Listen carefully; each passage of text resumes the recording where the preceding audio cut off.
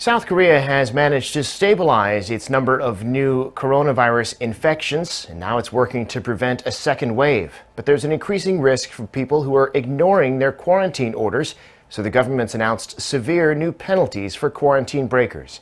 Starting Sunday, South Korea has introduced stricter punishments for those found violating the country's self-quarantine rules. Before, it was a fine of up to $2,400. But now it's up to a year in prison or a fine of up to $8,100. The same goes for anyone who lies when filling out health-related forms when entering the country. The punishment was raised following a series of self-quarantine violations reported by local governments. The rule has been that anyone showing symptoms of the coronavirus and anyone coming into contact with a patient has to self-quarantine for 2 weeks.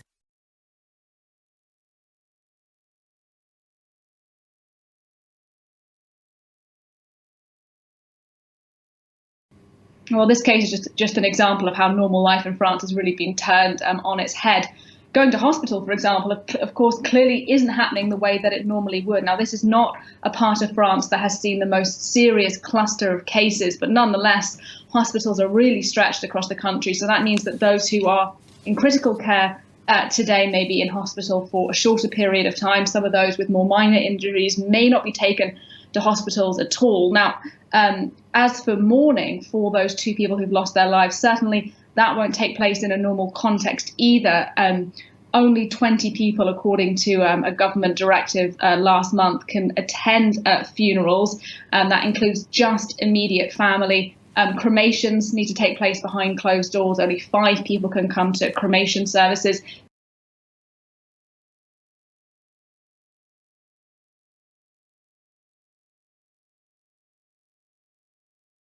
Let's tell you about what's happening in Spain. We had the latest figures from there in the last hour. 12,418 people have died in total from the virus. That's an increase of 674 on yesterday's total. Yeah, there is muted optimism here, really, about what is happening. I suppose it's quite telling about what this disease is doing to countries. When you're looking at very, very grim figures indeed, still hundreds of people losing their lives to COVID-19, but you are seeing some hope even in those horrendous figures. So the figures today, 674 deaths, as you were saying. That's down from 809 yesterday.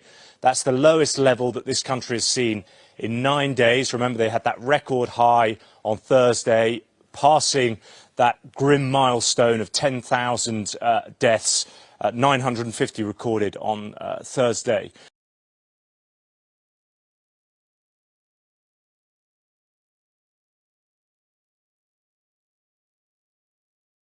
And we got really good news today that the Chinese government is going to facilitate a donation of 1,000 ventilators that will come into JFK today. And I want to thank Joe Tsai and Clara Tsai and Jack Ma from Alibaba and the Nets, but I'm not stating a preference, for their donation. That's going to be very helpful, and I want to thank Ambassador Wang very much for his help in making all of this happen, because this is a big deal, and it's going to make a significant difference for us.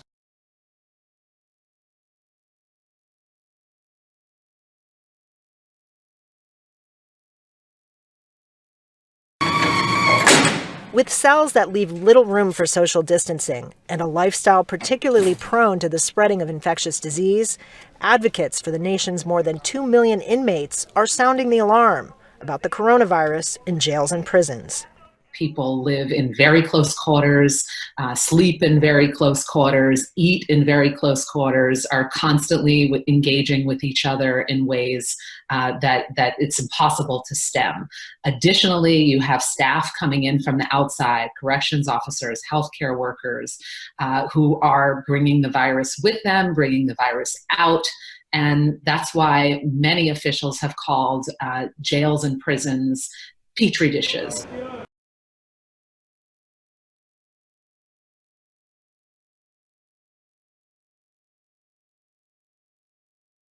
Day 10 of the lockdown, and hundreds of refugees and asylum seekers are still on the streets of Cape Town. A group of them living inside a church on Greenmarket Square in the CBD were removed by police. They were taken to a site in Belleville, but the living arrangements there make social distancing virtually impossible. Aisha Ismail has more. Refugees and asylum seekers who were removed from the Central Methodist Church say they've been brought to a site that is not compliant with the Disaster Management Act. More than 600 people are being housed under one roof.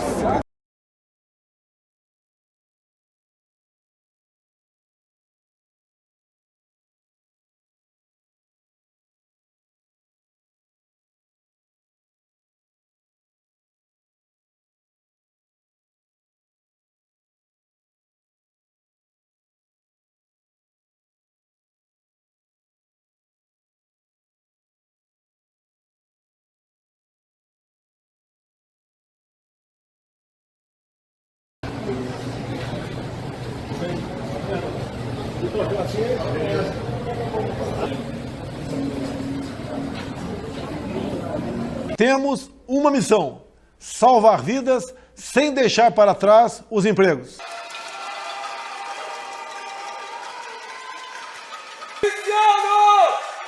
Fora Bolsonaro, assassino! Fora Bolsonaro!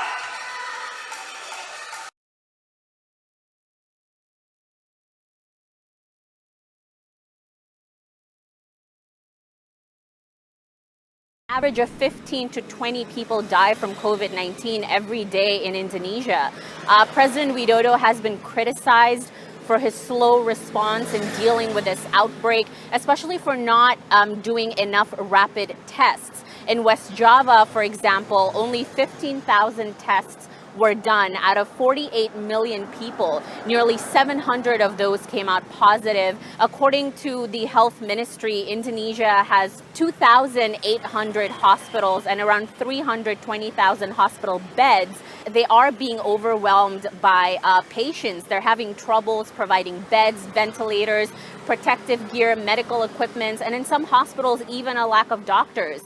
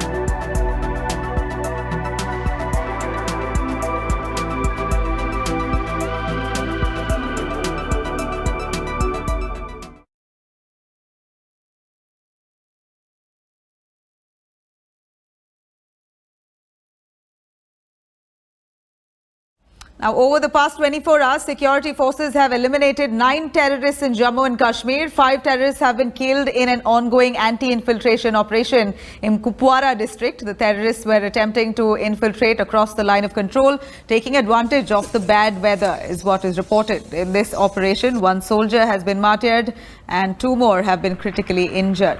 Evacuation of these injured is hampered now due to heavy snowfall and rough terrain conditions. On Wednesday itself, 4 terrorists who were involved in the killing of innocent civilians were eliminated in Kulgam district.